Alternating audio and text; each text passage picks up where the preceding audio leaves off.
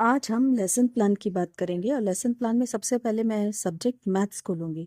Maths में भी कई तरीके के हम प्लान बनाते हैं, तो आज मैं केवल एक उसका एक प्रकार बता रही हूँ।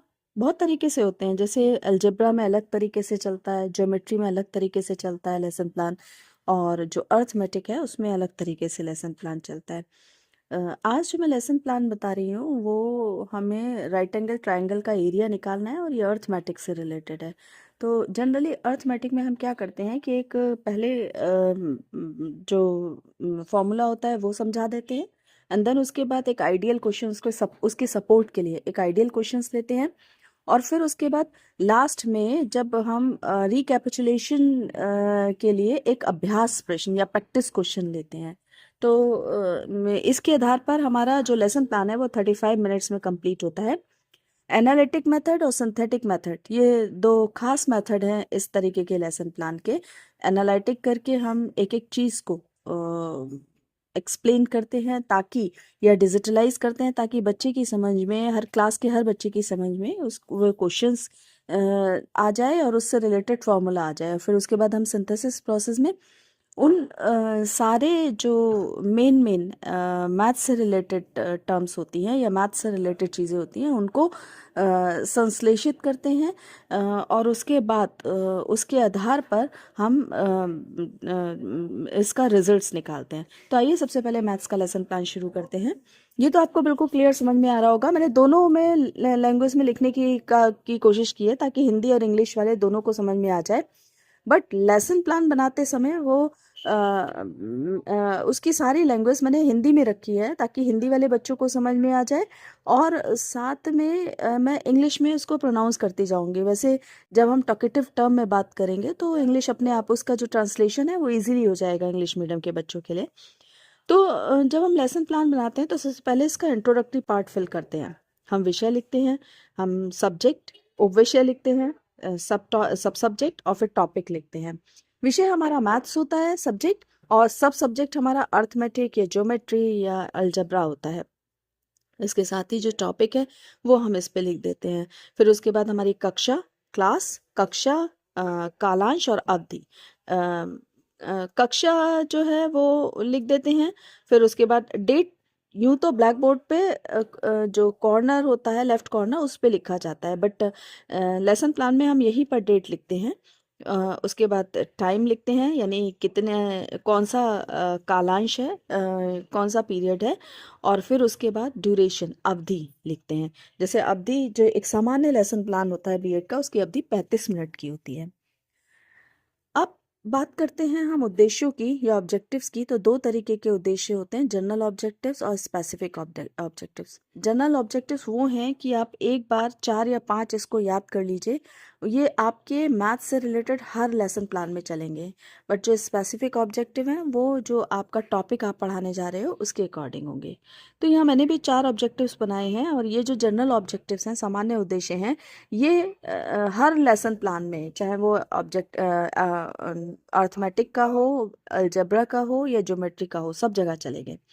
पहला है to enable the students to understand the concept of mathematics, छात्रों को गणित की अवधारणा को समझाने में सक्षम बनाना। To develop the student interest in solving the problem of mathematics, गणित की समस्या को हल करने में छात्रों की रुचि विकसित करना। और to develop the logical thinking ability to solve mathematical problem, mathematical problems को सॉल्व करने के लिए लॉजिकल थिंकिंग को डेवलप करना। To give practical knowledge of mathematics to solve day to day problems, day to day की problems को solve करने के लिए मैथ्स की प्रैक्टिकल नॉलेज को देना। अब जो इसका स्पेसिफिक ऑब्जेक्टिव है वो हमारे टॉपिक से रिलेटेड है, यानी एरिया ऑफ राइट एंगल्स है। तो दो हैं, एक तो students will be able to acquire knowledge about area of right angle triangle. एक तो जो राइट एंगल ट्रायंगल है, समकोण त्रिभुज है, उसके क्षेत्रफल के बारे में जो स्टूडेंट्स हैं वो अवगत हो सकेंगे। और दूसरा जो उससे रिलेटेड जो न्यूमेरिकल है उसको सॉल्व करना सीखेंगे। फिर इसके बाद हम मटेरियल एड्स लिखते हैं। देखिए बच्चों, यहाँ पे भी थोड़ा सा है कि कोई कोई जो एजुकेशनलिस्ट है वो चौक, डस्टर और चौक या डस्टर को हेल्पिंग एड्स, मटेरियल एड्स के रूप में नहीं मानता, क्योंकि ये क्लासरूम में पहले से ही रखा हुआ होता है। इसका रीजन वो लोग इस तरीके से देते हैं कि अगर टीचर भी चौक डस्टर लेकर जाने लगे तो वो क्लासरूम ना होके एक कमरा हो गया, केवल एक रूम हो गया। तो कुछ लोग मटेरियल एड्स में चौक और डस्टर लिखते हैं और कुछ लोग इस चीज को नहीं मानते। वो ये मानते हैं कि टीचर का के साथ एक अभिन्न अंग है उसका चौक और डस्टर को लेकर जाना, साथ में पॉइंटर को लेकर जाना। तो बहरहाल हमने मटेरियल एड्स में ये डाला है। देन उसके बाद प्रीवियस नॉलेज वो होती है कि जब आप राइट एंगल ट्रायंगल के बारे में बता रहे हैं, एरिया के बारे में बता रहे हैं, तो आप ये सोच के देखो कि बच्चों को क्या क्या पता होना चाहिए, है ना। जैसे हम सपोज करिए कि हम किसी बच्चे को सवाल सिखाने जा रहे हैं या पहाड़े सिखाने दे जा रहे हैं, तो प्रीवियस नॉलेज क्या होनी चाहिए कि उसे 1 2 3 की नॉलेज होनी चाहिए, तभी तो हम उसको टेबल या पहाड़े सिखा पाएंगे। तो वही हम प्रीवियस नॉलेज ये सोच लेते हैं कि क्या क्या नॉलेज बच्चे को होनी चाहिए जब हम एरिया ऑफ राइट एंगल निकालेंगे। तो दो नॉलेज जो है प्रीवियस नॉलेज वो बहुत ज़रूरी है इस केस में। Students know about basic knowledge of mathematics, सामान्य जानकारी रखें, यानी सामान्य जोड़ गुणा भाग इसकी नॉलेज उनको होनी चाहिए। दूसरा, जैसे यूनिट है उसकी मात्रक है, तो वो क्या मात्रक है उसका, इसकी नॉलेज होनी चाहिए। And they know about different shapes in mathematics, वो त्रिभुज के बारे में, वो रेक्टेंगल के बारे में, वो लाइन के बारे में, वो बिंदु के बारे में जानते हो, सामान्य नॉलेज रखते हो, इसकी जानकारी होनी चाहिए। और जहाँ तक मैं समझती हूँ, हम चूंकि ये लेसन प्लान क्लास 7 का बना रहे हैं, तो बच्चों को ये जनरल नॉलेज यानी प्रीवियस नॉलेज होगी, तभी वो क्लास 7 के लिए एलिजिबल है। सो अब हम इसके इंट्रोडक्टरी पार्ट पे आ गए, और इंट्रोडक्टरी पार्ट में हमने ये देखा कि कुछ क्वेश्चंस उसके प्रीवियस नॉलेज पर बेस्ड पूछे, है ना। तो उसमें हमने प्यूपल टीचर एक्टिविटीज़ ली और फिर स्टूडेंट्स की एक्सपेक्टेड उसका रिस्पॉन्स लिया। तो हमने एक पॉइंट दिखाया और उसमें पूछा कि ये क्या है, सरल रेखा दिखाई, पूछा ये क्या है, फिर त्रिभुज की डेफिनेशन पूछी, यही सब चीज़ें थी जो उससे रिलेटेड थी, तो हमने उनसे पूछा। फिर हमने पूछा राइट एंगल ट्रायंगल की क्या डेफिनेशन है, वो भी बच्चों ने बता दी। और अगर बच्चा नहीं बता पाता है डेफिनेशन ऑफ राइट एंगल, तो यहीं से आप अपना स्टार्ट कर दीजिए स्टेटमेंट ऑफ एम या उद्देश्य कथन, है ना, कि बच्चों आज हम राइट एंगल ट्रायंगल या समकोण त्रिभुज के क्षेत्रफल संबंधी प्रश्नों को हल करना सीखेंगे। तो यहाँ हमने ये माना कि बच्चा जो है वो राइट एंगल ट्रायंगल की भी डेफिनेशन दे सकता है, तो उसने दे दिया, एक्सपेक्टेड हमने ये माना। फिर what is the area of right angle triangle, वो नहीं दे पाया, यहीं से हमारी प्रॉब्लमेटिक क्वेश्चंस यानी समस्यात्मक प्रश्न उठ गया। और हमने ये कहा उद्देश्य कथन में, तो बच्चों आज हम समकोण त्रिभुज का क्षेत्रफल निकालना सीखेंगे। और so students, today we shall study about area of right angle triangle. अब उद्देश्य कथन देने के बाद हम प्रेजेंटेशन पर आए, और यहाँ से हमारा कंटेंट एक्चुअली शुरू हो गया। टीचिंग पॉइंट हमने इसको 4 पार्ट्स में बांटा। देखो बच्चों, बहुत सारे जो कॉलेजेस हैं उसमें अलग अलग तरीका चल रहा है। कहीं कहीं किसी किसी कॉलेज में ये 6 पार्ट्स में बटा हुआ है, 4 पार्ट्स में ना, 6 पार्ट्स में, यानी इसमें एजुकेशनल ऑब्जेक्टिव्स भी दे रखा है और इवेल्युएशन भी दे रखा है। लेकिन मैंने मोस्टली लेसन प्लान में देखा कि उन्होंने इस तरीके के लेसन प्लान बनाए हुए हैं। एक चीज़ और मैंने ये महसूस की कि कहीं कहीं क्या है, जो आपने जनरल ऑब्जेक्टिव्स और स्पेसिफिक ऑब्जेक्टिव्स पिछले उसमें लेसन प्लान के उसमें लिखे थे, तो उसमें उन्होंने स्पेसिफिक या विशिष्ट उद्देश्यों को भी कैटेगराइज कर दिया है। मतलब नॉलेज का कौन सा है, एप्लीकेशन का कौन, अंडरस्टैंडिंग का कौन सा है, एप्लीकेशन का कौन सा है। तो आप चाहो तो इस तरीके से कर सकते हो। मोस्टली क्योंकि मैंने लेसन प्लान इस तरीके के देखे, तो मैंने इसी तरीके का बनाया है। तो हमने इसको 4 पार्ट्स में बांटा। टीचिंग पॉइंट्स, जिसमें कि हम अपना कंटेंट देंगे कि अब हम क्या पढ़ाने जा रहे हैं, अब हम क्या पढ़ाने जा रहे हैं। इसके बाद प्यूपल टीचर एक्टिविटीज़, और फिर स्टूडेंट्स एक्सपेक्टेड रिस्पॉन्स, यानी हम केवल उम्मीद कर रहे हैं कि बच्चा ये आंसर देगा, ज़रूरी नहीं कि बच्चा ये आंसर दे। फिर उसके बाद आपका ब्लैक बोर्ड वर्क या शामपट कार्य है, और यहीं पे आपका अगर मेथड है तो मेथड लिखिए, और अगर कोई टेक्निक आप यूज़ कर रहे हैं तो उस टेक्निक के बारे में भी लिखिए। फिर हमने त्रिभुज के क्षेत्रफल का सबसे पहले क्या किया, त्रिभुज का क्षेत्रफल का दे दिया हमने। उससे पहले आयत का मॉडल दिखाया एक। आप चाहो तो एक कागज़ पे ABCD एक आयत, एक रेक्टेंगल बना के उसके चारों तरफ ABCD लिख लो, और फिर उससे शो करके दिखाओ, वो भी आपका मॉडल बन सकता है। तो आप ये दिखाओ कि ये क्या है, तो वो बताएगा आयत है, और फिर आप उसकी एक साइड डायगोनली मोड़ दीजिए, तो वो समकोण त्रिभुज बन जाएगा। तो फिर पूछिए ये क्या है, तो वो बोलेगा समकोण त्रिभुज है। फिर आप पूछो उसका क्षेत्रफल क्षेत्रफल कैसे ज्ञात करते हैं। तो यहीं से समस्यात्मक प्रश्न हो गया, छात्र कंफ्यूज हो गए, शिक्षार्थी। तब आपने शिक्षक कथन या छात्र अध्यापिका कथन कहना शुरू किया कि एक समकोण त्रिभुज एबीसी में सी समकोण है, उसकी मतलब उसी को दिखा के, है ना। फिर उसमें तुमने बताया कि फिर इसमें आप बताओगे कि एबीसी का जो क्षेत्रफल है वो 1/2 इंटू आधार इंटू ऊंचाई है, इस तरीके से। और ये कहने के बाद, कथन कहने के बाद, देखिए लेसन प्लान जब हम बनाते हैं तो एक अनिवार्य नियम होता है कि हम जब भी कथन कहेंगे उसका कुछ पार्ट लिखने ब्लैक बोर्ड पे अवश्य जाएंगे, है ना। तो हमने जब ये कथन कहा तो फिर हम ब्लैक बोर्ड पर गए और हमने ब्लैक बोर्ड ट्राइंगल एबीसी का क्षेत्रफल बराबर 1/2 इंटू आधार इंटू ऊंचाई बीसी इंटू एसी ये लिख दिया। जो भी आपको लिखना है वो आप ब्लैक बोर्ड पे जाके लिख आए। ये एक अनिवार्य नियम है, इसको बहुत अच्छी तरह से समझ लीजिए कि जब भी आप कुछ कथन दोगे, कुछ ना चाहे एक ही शब्द लिखो लेकिन ब्लैक बोर्ड पर लिखने के लिए अवश्य जाओगे। देन इसके बाद आप आइडियल क्वेश्चंस, आदर्श प्रश्न लेंगे। आदर्श प्रश्न में हमने क्या किया करा कि किसी एक छात्र से, इस प्रश्न को कौन पढ़ेगा ऐसे करके बोल के, फिर उसको पूरी क्लास में किसी एक बच्चे ने का अगर हाथ उठा तो वो हाथ मतलब किसी भी, जिन बच्चों के हाथ उठेंगे उनमें से किसी एक छात्र से हम क्वेश्चन पढ़वा लेंगे। अब वो क्वेश्चन पढ़वा के कुछ प्रश्न पूछेंगे।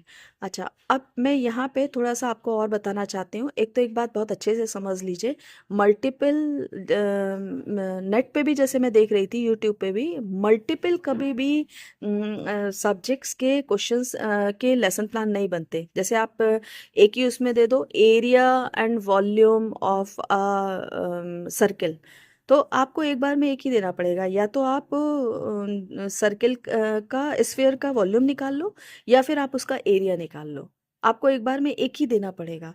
कोई कहीं कहीं पे लिखा हुआ है कि प्रॉफिट एंड लॉस परसेंट नहीं, आपको एक बार में एक लेसन प्लान बनाना है, एक टॉपिक तैयार करना है।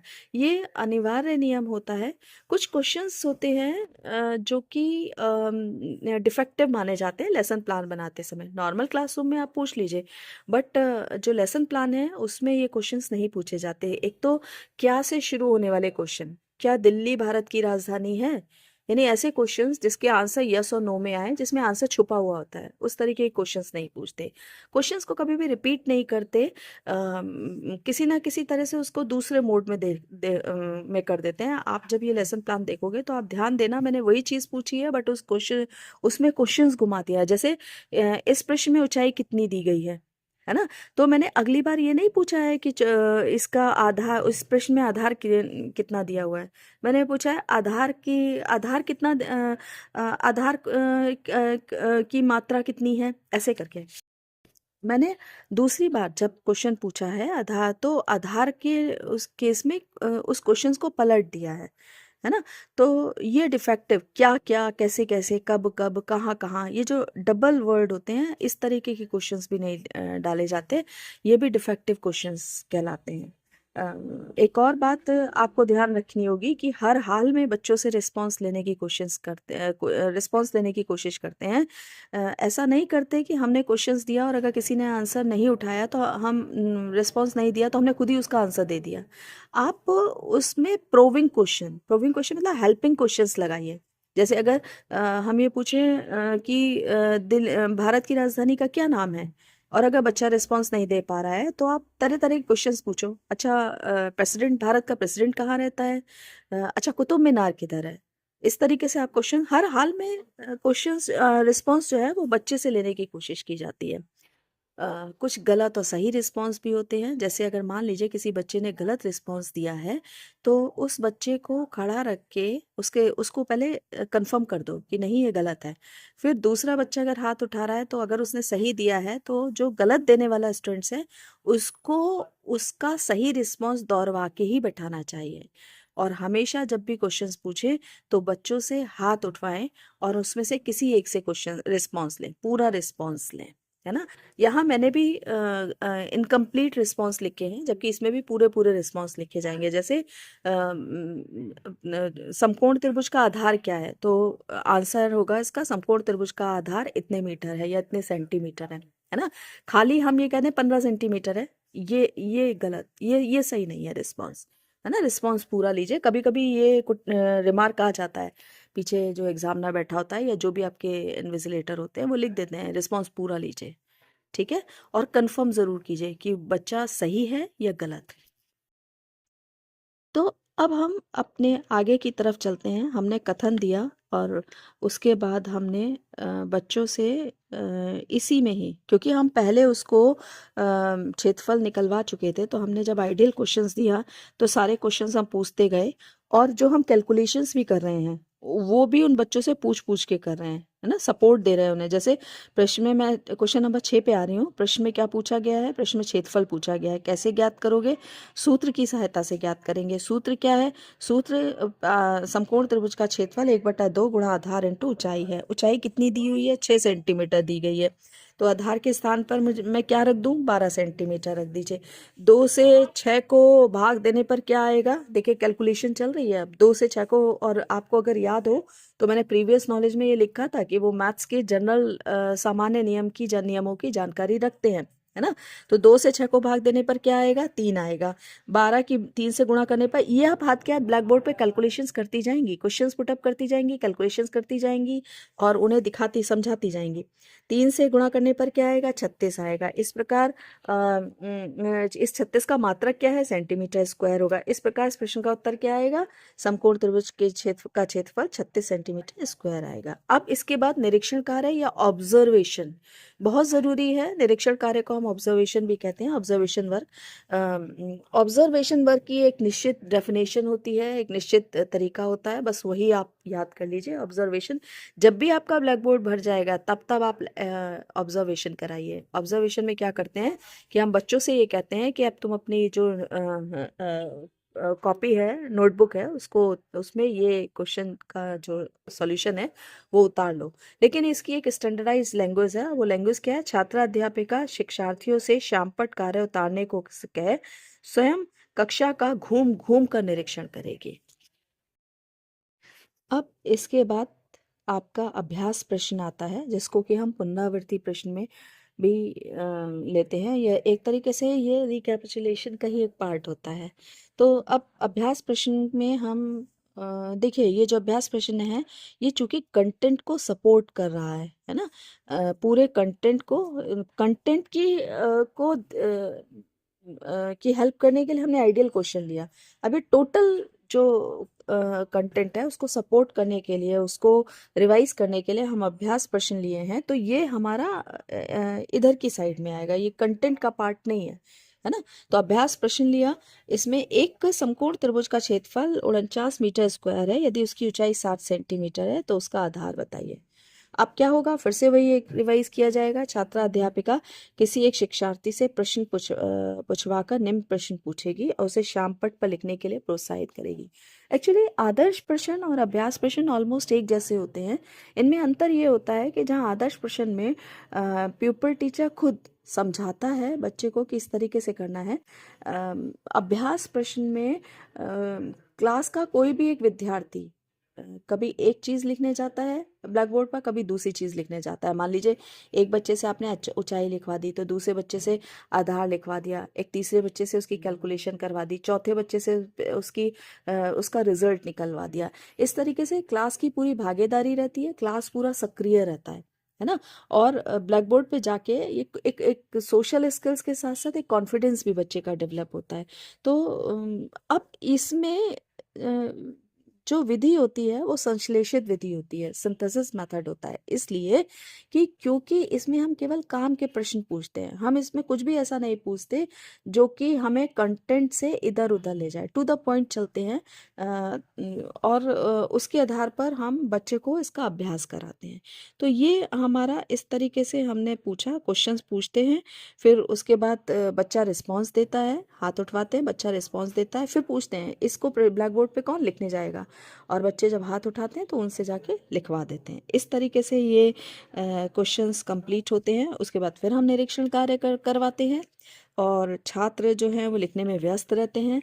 देन उसके बाद रिकैपिचुलेशन करते हैं। रिकैपिचुलेशन में हम उनको रिवाइज कराते हैं। हम कहते हैं बच्चों, तो आज बच्चों हमने सीखा समकोण त्रिभुज का क्षेत्रफल निकालना, और इसका जो फॉर्मूला है वो है समकोण त्रिभुज का क्षेत्रफल बराबर 1/2 गुणा आधार इंटू ऊंचाई। इस तरीके से लास्ट में हम होमवर्क देते हैं और उन्हें होमवर्क घर से करके लाने के लिए प्रोत्साहित करके और बच्चों को बाय बोल के चले जाते हैं।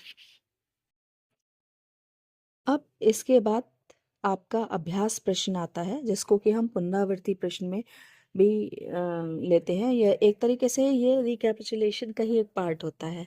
तो अब